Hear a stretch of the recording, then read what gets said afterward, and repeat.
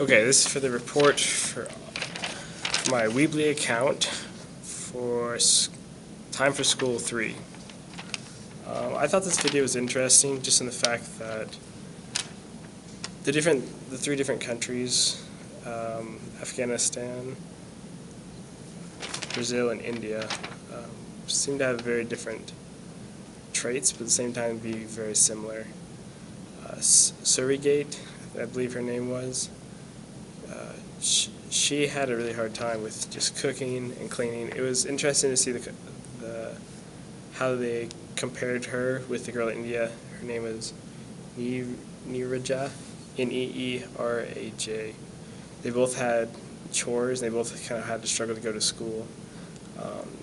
It brought, with the Afghan girls, Sarigat, it brought new light on just the Taliban, kind of why Americans are in Afghanistan.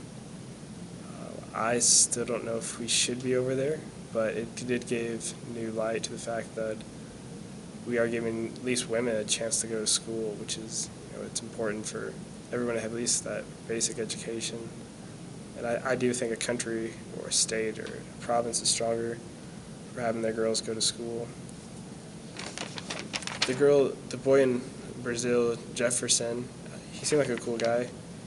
It was kind of sad to see that he got held back, but if I was his parent, I might have made the same call. Middle school can be kind of hard, even though he was a very gifted child. Just the ability to go get bumped up a grade but then have to go back down. But with Jefferson, I thought the story was kind of interesting because even if you were to go to Detroit right now or Chicago, you could film the exact same storyline. It wouldn't be hugely different. Basically, a poor kid in a hard neighborhood is really smart, gets bumped up, but gets still put back down because he's just too young, which is okay.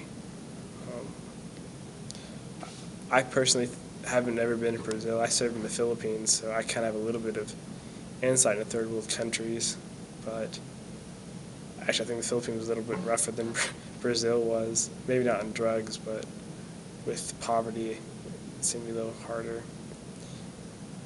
I really did enjoy these four stories.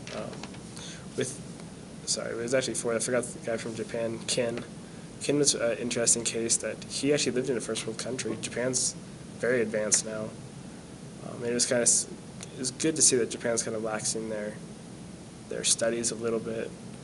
I guess as an American gives us kind of competition. I know before they were really pushing hard. Even they said working on Saturdays and stuff. But they have seen a drop in test scores, so test scores aren't everything.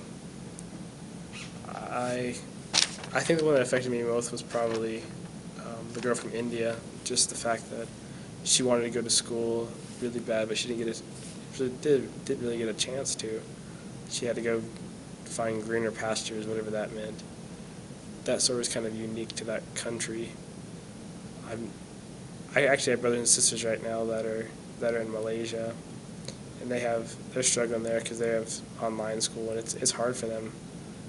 Because I went to all years of public school and graduated, and now I'm here in college. But it's strange to think that there are people, even my own brothers and sisters, that are still the online thing, or they still don't get that real good education that the United States or Europe could offer.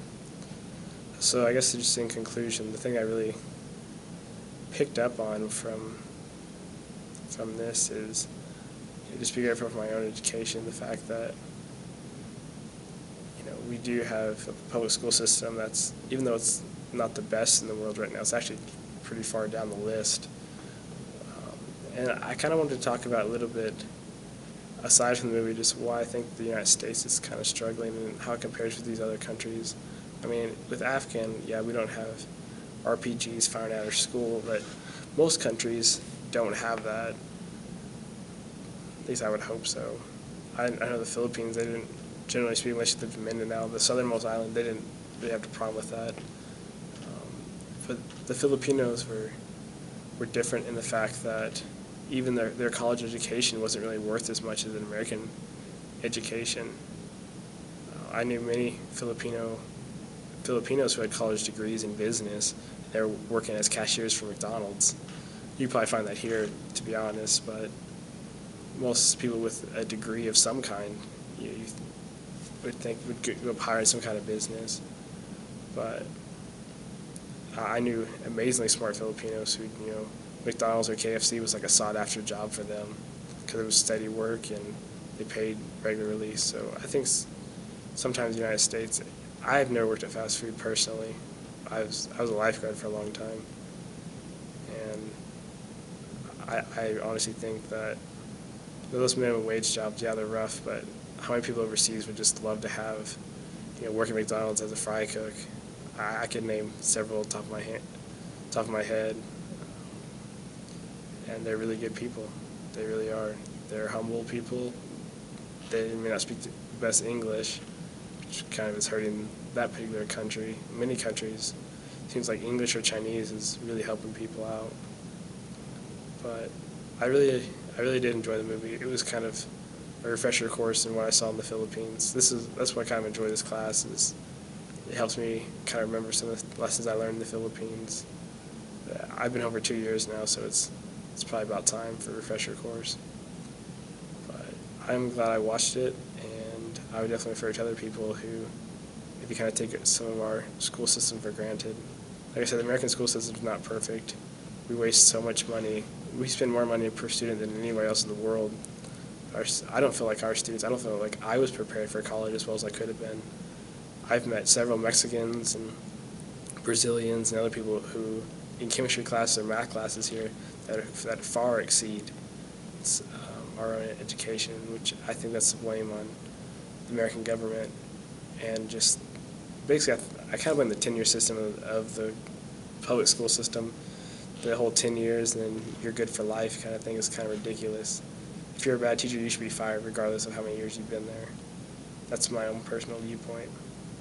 No other job in the world's like that, just teachers, as far as I know. Well, that's shoot about time. I don't want to go too long, but I did learn a lot, and hopefully you guys enjoy watching this video. Goodbye.